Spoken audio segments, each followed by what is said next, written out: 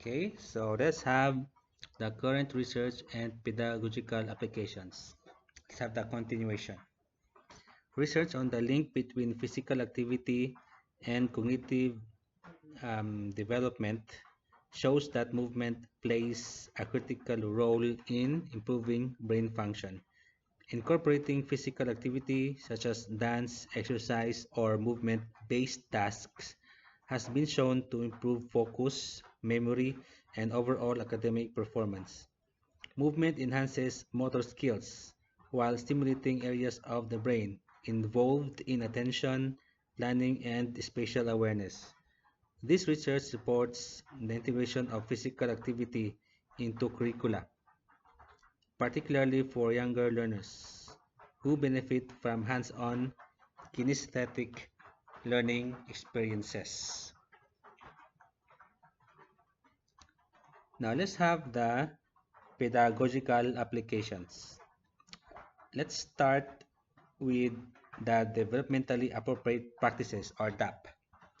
Current research underscores the significance of aligning teaching methods with students' biological development, emphasizing the use of developmentally appropriate practices. In early childhood education, for example, children learn best through play-based learning that allows them to explore, experiment, and develop social and motor skills in a natural context.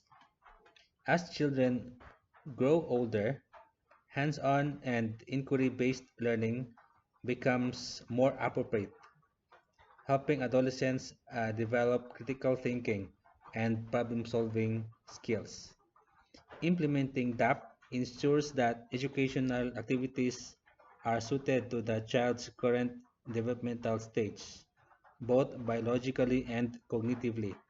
This allows teachers to meet students where they are, avoiding tasks that are either too challenging or too easy. By structuring lessons that align with students' physical and mental growth, educators can foster a more engaging and supportive classroom environment. Next, we have the differentiated instruction. So recognizing that biological development varies between students, differentiated instruction becomes essential in addressing the diverse learning needs in the classroom. Not all students progress at the same rate. Some may excel in certain areas, like gross motor skills, while facing challenges in others, like fine motor control. For example, a student who is highly skilled at sports but struggles with handwriting may benefit from demonstrating their learning through oral presentations or digital projects rather than written assignments. Differentiated instruction allows teachers to tailor their approach based on each student's strengths, needs, and developmental stage. This might involve adapting the complexity of a task, providing additional support, or offering multiple ways to demonstrate understanding. In doing so, teachers ensure that all students can engage meaningfully with the material, promoting both academic success and confidence.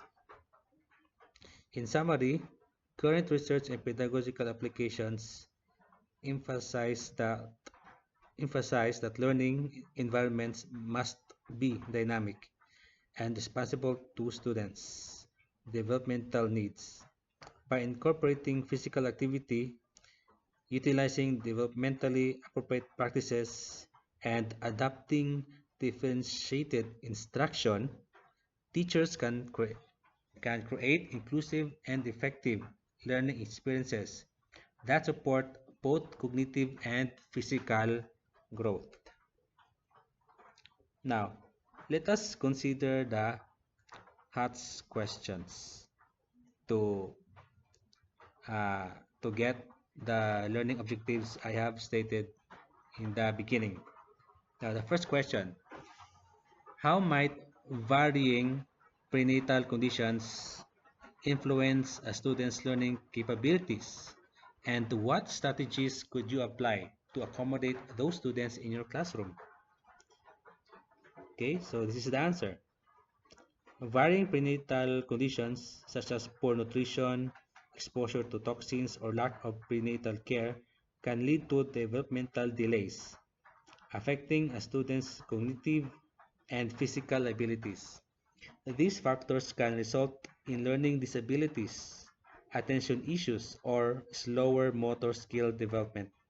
As a teacher, one strategy would be to offer differentiated instruction by modifying the pace of lessons or providing multisensory learning activities that accommodate diverse learning needs. Understanding each student background enables teachers to design individualized educational plans, IEPs, that include accommodations such as extra time for tasks or using assistive technologies. Second question: how do current research findings on brain plasticity and neuroscience inform developmentally appropriate practices in the classroom, particularly for adolescents? Okay, so the answer for this one is research on brain plasticity shows that the brain continues to develop and adapt during adolescence, meaning that students can improve cognitive skills when given proper stimuli. For example, activities that encourage critical thinking, problem solving, and creativity can enhance synaptic connections in the prefrontal cortex, where higher order functions develop.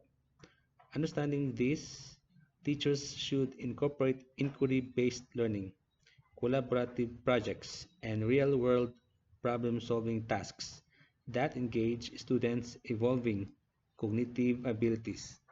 This approach ensures that students are continuously challenged in a way that with aligns with their brain's developmental stage. Question number 3.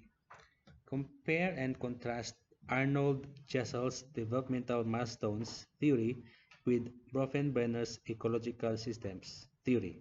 How can knowledge of both theories help in understanding student behavior in the classroom?